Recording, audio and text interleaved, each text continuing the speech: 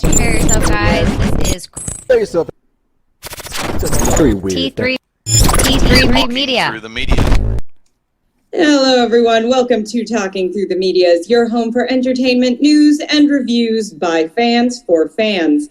Make sure you like the video, subscribe to the channel. It really does help us out. And feel free to send in any questions, comments, concerns. We want to hear them. I'm Amy Newman, and joining me today is the energetic Chris Fagan. Only energetic because I'm always hyped up on too much. Like I know. I watched you drink a whole can of Monsters. A whole can of Monsters, and I'm like, I'm gonna. Thank you guys for joining us at the show. I want to thank you all for watching. Once again, this is episode 148 already of Talking Through the Medias, where we're going to discuss on today's show. We're going to just do our typical thing. We're entertaining news, everything that's been happening throughout last week up to today. If you want to send us a topic to the show that you want us to discuss, email us at mail@t3medias.com so we can get it on the show for you. You can always catch the show on podcast. That's on SoundCloud or on iTunes. And we're going to get into trending topics and put some spotlights on things that we like to talk about. We're going to talk about throughout the week. When you comment here or send us a message at T3 Medias on social medias, maybe we'll discuss it on We Got Your Mail this weekend. So feel free to do that if you will, if you please, if you don't mind. So without further ado, Miss Amy Newman, I got to come up with a better word than energetic. Now I'm going to think about it throughout the week. I'll work on it. Could you help us out with what's trending? We'll knock it out of the park next week, Chris. Next week, I'll figure it out. Hopefully I will. But let's talk about what's out there. Let's put a spotlight on what's trending out there right now. According to Deadline, we have Christopher Nolan's Tenet trending this week after it added a further estimated 58.1 million at the international box office this weekend, taking its overseas cumulative audience on the Warner Brothers title to 126 million after 2 sessions. The time-bending film debuted in the U.S., and the estimated worldwide total is now 146.2 million. We also have Mulan beginning a soft theatrical rollout in the markets where Disney Plus is not a factor. The live-action update on the animated classic grossed an estimated 5.9 million from 9 hubs, landing number 1 in the UAE, Malaysia, Singapore, and Thailand. But the question is, was Mulan more successful in the U.S., where the theaters were closed? Been a lot of buzz, on the Disney Plus premium. That was the question that I thought of. I was thinking about like people saying I'm not going to buy the Mulan movie because I still know a lot of people who watched it though. Yeah. Like that aside, I know there's been the political sort of debate with the actress coming out, vocally for like some of the brutality and stuff that's been happening in Hong Kong. I feel like everybody's got a stance on this movie, but that might have helped it that everybody's talking about it at least. Yeah. But that's what I was curious about. Me and Joy, we went to see Tenet instead of going to the Mulan route. But I was thinking about places like where you are, like in California and like New York, where the theaters are still closed. I'm wondering if Mulan made more money in states where, it was stricter, no movie theater going situations that you're in. So you said that you've heard people around saying, yeah, I checked it out. I've heard everything. I've heard people saying, go out and support it because it's super important. It's the whole argument of like, oh, if this doesn't do well, are they going to start going, now we can't release movies with primarily Asian cast because people aren't interested, which it's like, there's so many other factors. But I've heard people saying, go support it for that. I've heard people saying, don't support it for these political reasons. I've heard people saying, if we all spend $30, all these streaming services, it's going to be the end of stuff just being available on streaming services. I've heard people saying, don't do it. It's Disney testing the waters of if they can get away with charging all this extra money. So I feel like it's been pretty consistently buzzed about. Everybody's got their opinion. But at the end of the day, I know I was seeing a solid chunk of discussion and reviews on my news feeds, on my timelines, on my various social medias. So, I think the buzz worked. And at the end of the day, people are looking for some entertainment right now. Right. So Well, I'm living in one of those states that did have a slow rollout of movie theaters chains opening up. The AMC, that the new one that we have right around the corner from where I live, it's opened again, and they did just what we talked about right here on the show about 40% capacity, things like that. We were lucky, I guess, with the combination of Mulan, Labor Day weekend, what's the other streaming thing? The Boys season 2 also debuting on Friday at 9:30. We saw the last showing of Tenet at 9:30 at the AMC over where we live at, and me and Joy had the whole theater to ourselves, 100%. I'm shocked to hear that. And you know what? The funny thing is, we kept our masks on. Even though we kept our got. That's fair. That's, I don't trust. I don't, but part of me was like, why am I still, because maybe, you know what? Part of me was afraid. Maybe, honestly, I would do the same thing though. I'd be sitting there like, what if there's something in the air conditioning? I don't know. I was thinking that some teenager was going to. I'll just keep the mask on. I was more worried if some teenager that loves to abuse their authority would, I see you, and try to kick us out of the movie theater. Believe me, I know so many people who have worked or work at movie theaters. They do not care. Oh yeah, I used to. Yeah, we never cared. I can avoid going in there. I'm just gonna. Honestly, they shouldn't have let us in.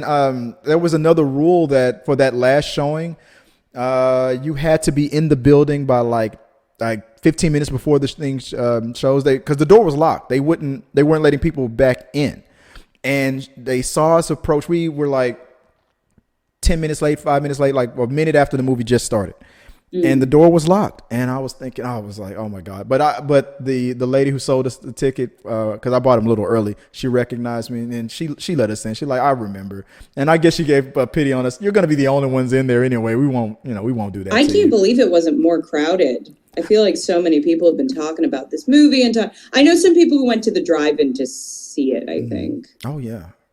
But I'm curious. I'm wondering. That was the whole thing I was thinking about. The whole situation with like states like California where the theaters are still closed. I'm wondering if more people was like, let me go check out Mulan since we can't get out yet, in places like that. And more places like where like Georgia, for example, where the theater's been open, nonstop. Pandemic be damned.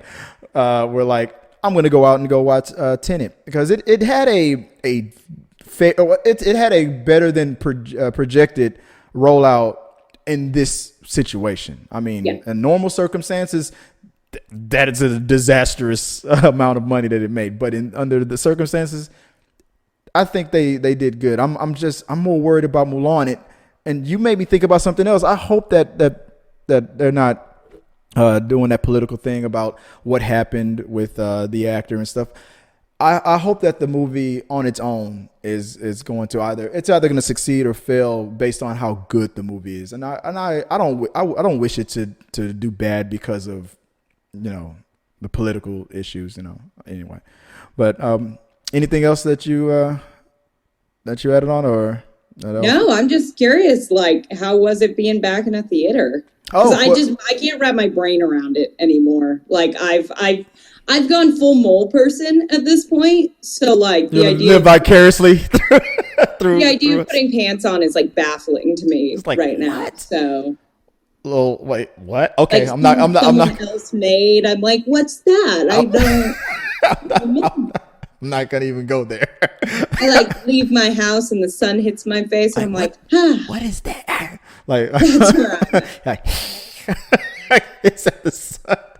No, I'm not even gonna go there with the whole pants thing. Not even gonna. I'm just gonna let you guys wonder. Just wonder.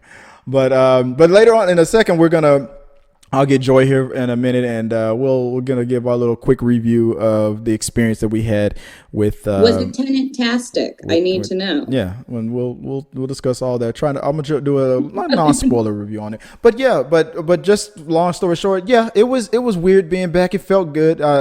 Having an empty theater was unexpected. That's got to be nice. But I imagine that would be. It's like going to the grocery store. I feel like I've had, shopping in store experiences where it's like, that was great. I felt so safe. And then my mom the other day was like, hey, can you run to the grocery store and pick? And it was like terrifying out of nowhere. There were just like a few too many people for my comfort level. No, everyone was like, and I imagine with theaters, it'd be a similar, you can get an ideal Yeah. And I'm sure if there was someone 2 seats away, like sneaking the mask off. Yeah, with the you would be constantly, you'd be like, I don't know if I love this. I picked the seats all the way in the back because I wanted to be the ones to cough on you. I didn't want you to cough on me. And then when we realized no one else was coming, we were like, let's just sit in the middle, and perfectly left the best seats of the house. Excuse me. That's where we sat. So it was great. It felt, for my experience, I think it was, for me personally, it was a good rollout into the theater. Okay, what better than to get your own private screening? Mm-hmm. So it felt good doing that. So now I feel better but you know what? I didn't think about that. Now, what about the next time I try to go to the theaters and it's like every other seat? You I'm like, cocky. Yep. You're like, oh, I feel so safe going to the theater. and then all of a sudden there's 3 people in There's that person next to you being a dick about it. And it's like, never again. Never again. Right, exactly. I'm going to be all nervous if I see like 3 people in my private screen. Like, what are you guys doing? Here's mine. But I don't know. So I was hoping that it was going to be like that to see how I would feel about it, but I didn't get that experience. It was empty. So maybe next time I'll let you know, I guess, when it happens. Other than that, guys, let us know what did you guys do over the Labor Day weekend? Did you guys get the chance to go to the theaters? Are you in a state like California, New York, that the theaters are still closed? People have to travel out of state in some situations to go to a theater, or did you stay home? Did you contribute to Mulan? And let us know what you thought about that. Put it in the box below, because I am gonna wait. I decided I'm not gonna do the $30. I'm gonna wait till December. Haven't been good enough for me to. Yeah. After hearing the reviews and whatnot, how people kind of felt about it, I was like, okay, for that I'll wait. Now I can wait till. Well, now they've actually said like it'll be December. It's like, oh, I can wait till 1 December. month. Yeah, 2 months. I can wait. It feels like a good holiday, like a Christmas. Christmas would have probably been a good time to roll it out. Me personally, they should have. I think Disney is kicking themselves. I think they saw Tenet kind of roll out and they go, damn, we should have waited. We should have waited. I feel like they're kicking themselves now. But all right, we'll talk about that too, guys. Put it in the box below. Let us know what you guys think, and we'll talk about it on We Got Your Mail. All right, so let's talk about the next trending topic of the day. What do we got? We are putting a spotlight on the concept of water cooler television. Shows where weekly episodes become communal must-see live events that dominate the workplace conversation. But is it more fun to binge watch and theorize between seasons for a year for a show like Stranger Things, or have something coming out weekly on a streaming platform and being able to theorize and wait in between the episodes? That is the question. What do you prefer? Do you like the way the world has changed, this Netflix mentality, binge it and then wait a whole year for the next one? Or are you still in the whole weekly thing and let it stretch out kind of mentality? Here's where I'm at. Okay.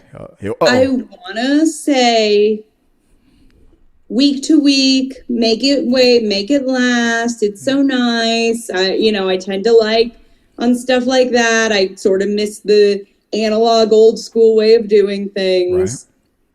Right. But I have now gotten so spoiled that the second I watch a show that doesn't I'm like, what do you mean? I gotta wait. There's only an episode. What do you mean? Like, I hate it. We've gotten so spoiled. But it is nice. Like, I get frustrated, but then it's also like, even just when quarantine started, we started watching like What We Do in the Shadows, and it was super fun to binge watch a season, and then we caught up with the second season, and it did give us a really nice, like, whatever that was, every like Friday morning going, oh, there was a new one last night, and it was exciting. But I'm definitely spoiled. I definitely do like a good binge watch. I do like being able to pace it out to my schedule, because it's like, I'm not big on like watching a season in a go, but being able to be like, oh, I have a couple hours, like, I'm getting caught up on this. I'm having a great time. I'm going to watch one more episode before bed. Right. I do think it's kind of preferable. And I do think, it does help that, like, I know what's going on. I'm not, because how many shows too have you like between weeks or between kind of gone, oh my God, I kind of forgot what happened there. I'm not as interested. Yeah. That's their downfall of binge. When Netflix first started perfecting their streaming, and what was it, House of Lies, when that they had. I'll use that one for example. When I first saw the first season of House of Lies, and like Orange Is the New Black, you hurry up and I can watch the whole season that debuted. That debuted like 2:00 in the morning here in Houston. Or House of Cards, I think was the House of Netflix. Cards, and I would watch it all night. House of Lies is a show, which is why my brain was Lies like, is, that was on like TNT or something. Yeah, that's a different show. And then I would talk about it with my friends or in chat groups. And for me, I could stretch that out for a couple of months. Oh, did you see this? Did you see that? Or when you find other people who haven't binged it or caught up to it yet, you can kind of stretch it out. But I feel like that was during a time when you were binging something and then you would be quick to binge the next thing. That was starting to become a fun thing. But now that there's so many different platforms, so many different shows now, it's turned into like hundreds and hundreds, if not thousands of options now that you can just stream. Forget regular TV. Now you've gotten to a point where it's like, do I want to even watch that? And like, do I have time to watch this? And do I have time I'm watching? It's just so much. So now that shows like Mandalorian and other shows are starting to do the whole week by week thing again, taking us back to the roots of weekly episodes. I'm kind of happy for that. It's like, to me, it's like a breath of fresh air. You're talking about like when the Mandalorian came out, it wasn't a one and done. We only talk about it for a week and then nobody's talking about it again. For months, it was like, did you see this, the latest episode? Or did you see this?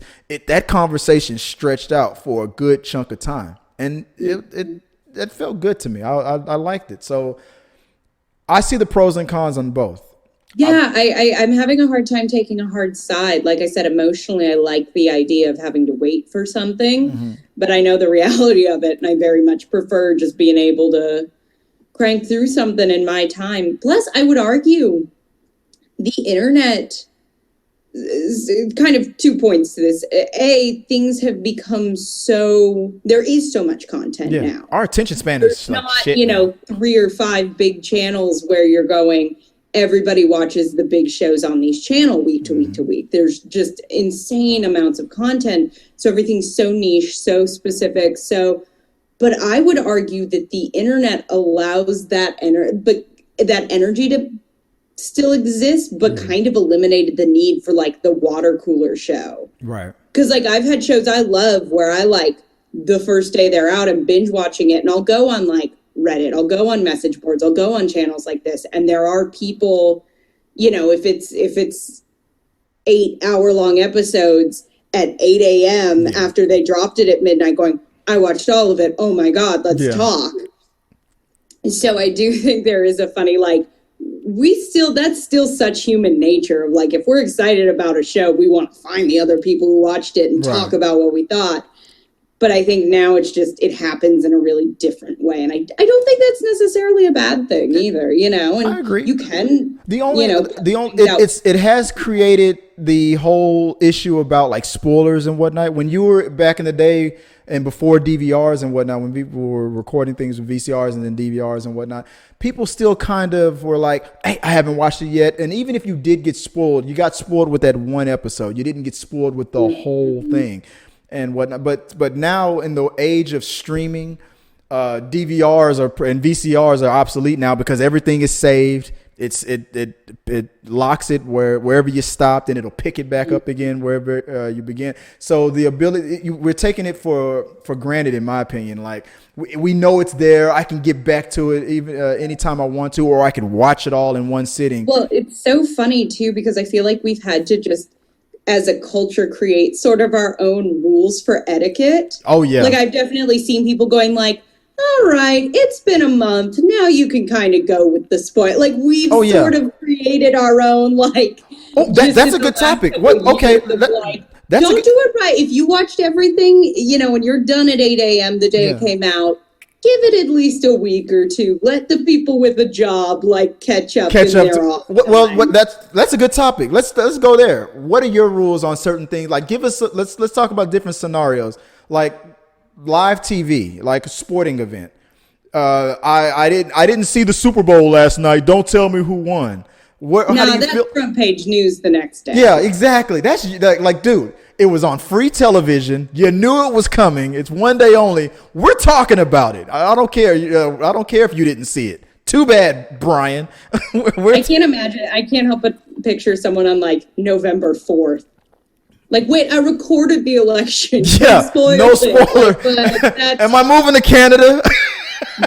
Don't spoil it. Oh, I can see that. But what are your rules for like a Stranger Things season 4? It just dropped at 2:00 in the morning or midnight in California. You were planning on watching it in one sitting until the sun rose, but you didn't make it. And then at 10 a.m. in the morning, you turn your phone on. Wasn't it cool when the aliens came out and then Super Mario Brothers jumped out of that spaceship and destroyed the world? I love that third season. Yeah. So how would you feel about that? Like those situations? I'm pretty anti-spoiler. Meaning I get that there has to be, but I think within a reasonable chunk of time, there is just an etiquette of like, you can tag things. I've seen people do the like, here's what I thought about Stranger Things, and then think ahead to make it long enough that it's going to be a read more of like, click this if you want it. But sharing like memes and stuff that spoil big stuff, I think that's a couple months. Yeah. Sort of just, and it's like, whatever, it's your page, post whatever you want. But I think etiquette wise, it's like, give people a heads up if you're going to post like a major season spoiler.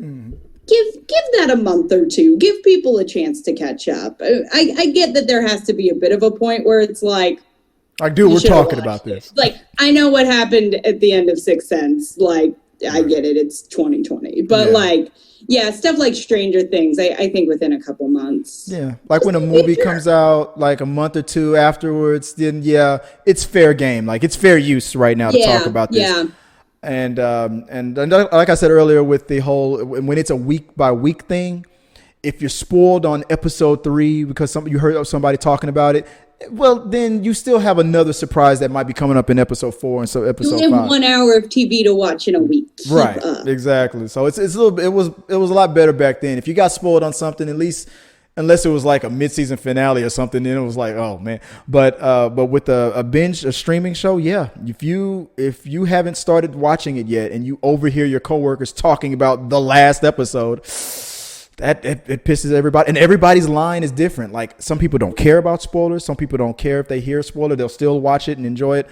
I'm kind of there sometimes. Mad if they know there is a spoiler. Yeah. People don't like. I know people who are like, "No, don't tell me that there's a spoiler in it, because now I'm going to be waiting for like a twist the whole time." Yeah. Don't. Well, but dude, there's the fact that you haven't even watched. Of course, there's a spoiler. You haven't watched anything yet. That's have you seen a movie? Yeah. The first minute is a spoiler. Like, there are credits. Oh, spoiler alert. Like, people are that sensitive. Don't tell me that there were. Whoa, what? That train came right at the camera. Spoiler. Right.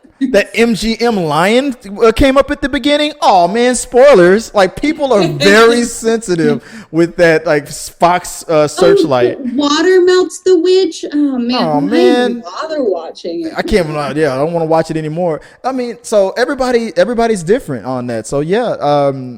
So I'm kind of, you know what? I'm appreciative of either or. If it's the week by week thing, I can reset my brain back to a time where television ran like that, and at 3:00 in the morning, TV just ended, and there wasn't like a billion, shows to watch on cable and whatnot. Or if it's we're gonna throw it all at you at once, I'll set myself up for that. There's a chance that this could be spoiled for me, and I'll prep myself, stuff like so. I'll get myself ready depending on what the situation is. So that's where I am. And honestly, I could argue for the week by week thing because I do think it's cool. There's so much TV shows that I could technically be watching week by week. I don't. I'm usually like, I'm watching like 8 other things. I will get to this later, and I end up just watching it when it's all released. Right. Anyway, so moot point. Do what you want. My friend Joe Perez, you just got Netflix. He's the biggest monster sci-fi conspiracy theory nut that I know, and you still haven't started watching Stranger Things. Dude, What the hell are you waiting for? Get on it, bro. I don't know what my friend's problem is. So, I mean, like, he's been spoiled on a bunch of things, but he doesn't care. Like, dude, if get on it. I'm sorry, that was off topic. I don't feel like you can spoil Stranger Things for it's such a pastiche. It's such a like. It's all about the cliche. You know, movie in the 80s, you kind of know where this is going. Every episode is all about nostalgia moments. Yeah. You're right. You can't really spoil it that much, but yeah. But let us know what you guys think, guys, about the whole weekly episodic shows versus binging it all up front, and which do you prefer? Where are your lines at when it comes to like things like spoilers, and are you the type of person that you don't want to hear anything? I don't want to know that the Disney castle had the little thing going over and whatnot. I don't want to know. I don't want to. Or are you like, I don't care, just let's talk about it. I don't. Where are you at? And we'll talk about it on We Got Your Mail. From comicbook.com, with much of the drama of soap operas focused on love and relationships with kissing, intimacy, and lots of grown-up things like that. Production on soap operas have had the potential to be very problematic, pandemically speaking. So to counter that, shows have taken a unique approach, using mannequins to stand in during those intimate moments between characters. And now a clip from such a moment from The Bold and the Beautiful has gone viral. This clip is amazing.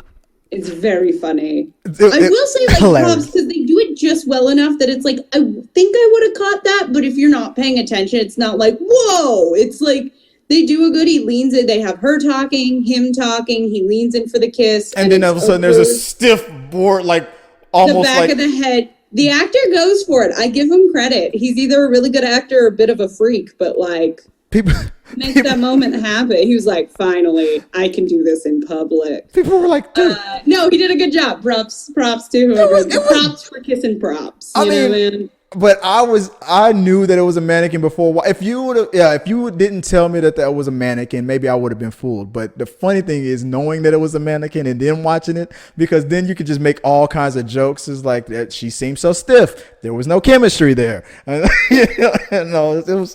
Like, could you imagine, like, you went in for the kiss and then the head just pops off, or something like that? It just feels like such a weird place to draw the line for me. Of, like, I'm assuming these actors are getting tested. I'm assuming they're on set together. I'm assuming they're, 6 inches apart talking in each other's faces. Like, I'm all for additional safety measures, but it does almost feel like if she's sick... you're not in great shape whether you kiss or not, just based on what we know about this stuff. But I guess every little bit helps. That's funny. And hey, people are talking about The Bold and the Beautiful, which they haven't been for a while. So this probably leads into what the discussion that was on the last episode. Guys, check out the Patreon account for that, where we actually talked about the pandemic and kissing.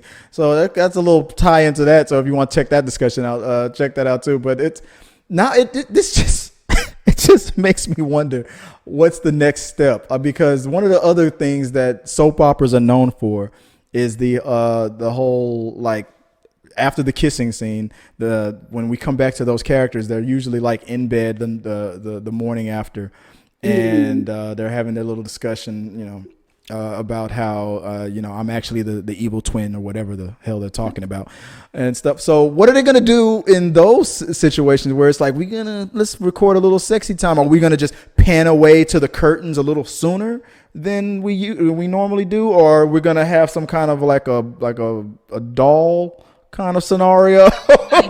Imagine they're getting roasted so hard for this. I'm sure they'll we'll just cut. We just won't do. It's fine. Nobody's gonna have the sexy time at all during the pandemic. Set the example.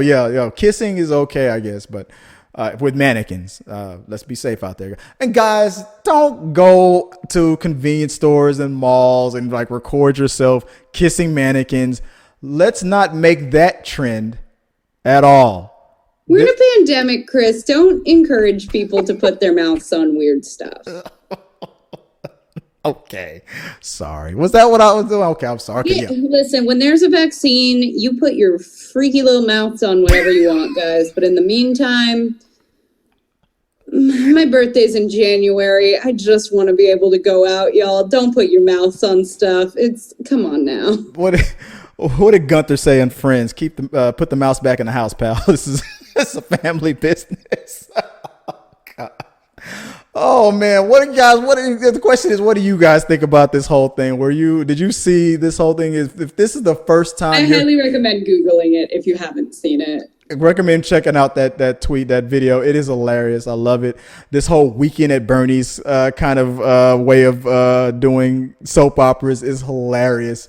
I'm now curious if any other like types of TV shows or movies are going to take this on, because it actually works. It makes sense in a weird way, but it's just so weird. There's just so many jokes that are there, so it's kind of awkward. But hey, if they like put your best foot forward, make it work. Hey, if you like it, I love it. But guys, let us know what you guys think about that. Comment below, put it in the box below, and we'll talk about it on We Got Your Mail. So without further ado, let's go into some breaking news from one of our subscribers. This is the part of the show where we discuss one quick thing that came in from the comment section from one of our subscribers. So we had a chat.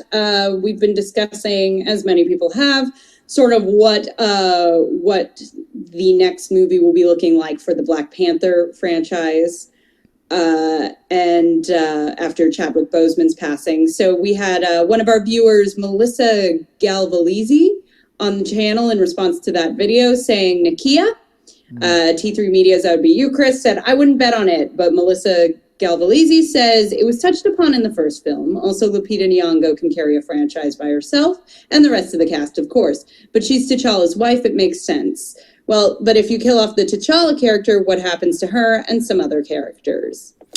I will say, I think that's the first person I've seen pushing that character as the next Black Panther. I've seen some really valid arguments for cast a new T'Challa. I've seen good arguments for bump up like Shuri or Killmonger, but this is a new one. It's something I wouldn't have a problem. Just like Shuri, there's something I wouldn't have a problem with further down the line after we have more stories and discussions and moments with T'Challa, especially between T'Challa and Shuri and with Nakia and whatnot. Further down the line, that's why I'm not opposed to recasting. Here's the main problem that I have if I want to get super nerdy about this. Are you familiar with it? Have you seen any Marvel Fox, what is called the X-Men movies, like any of the old ones or the new ones? Yeah. Halle Berry playing Storm, and then the next person that they hired to play a younger version of Storm.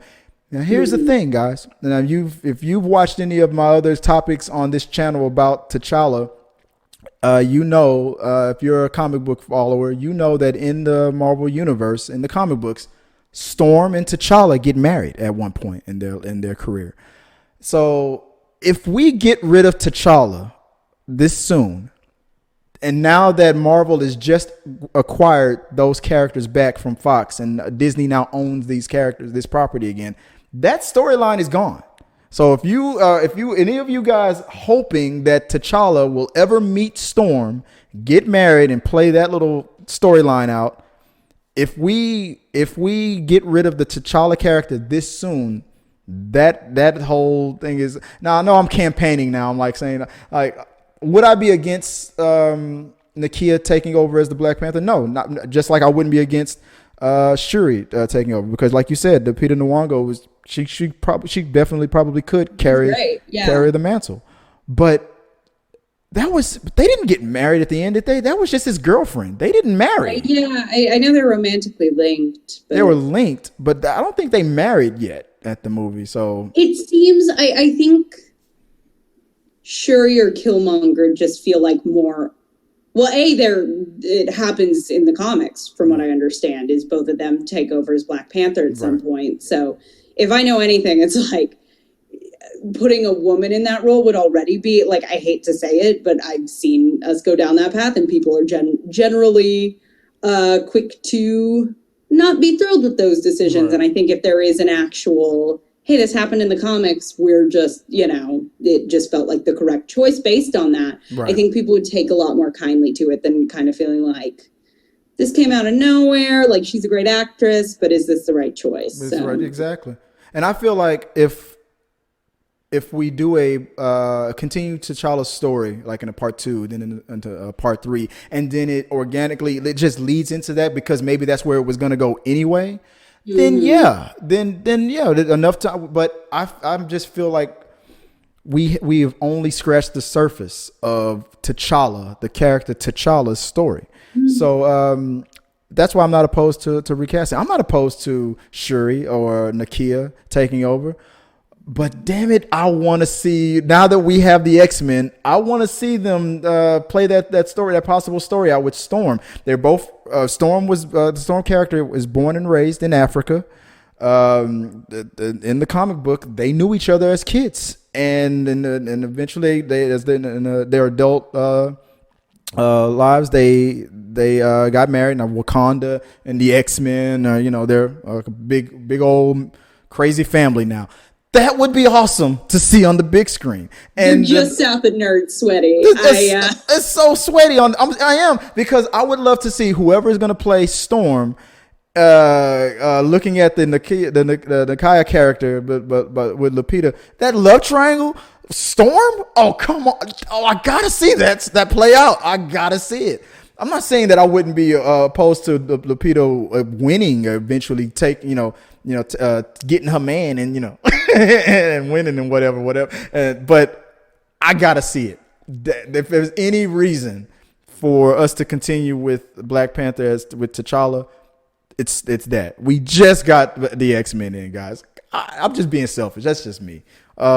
Any other things that you want to add on to it besides wiping away all my sweat? I feel like you got nerd sweaty enough for the both of us. No, that's just me, guys. I that's where I'm at on it.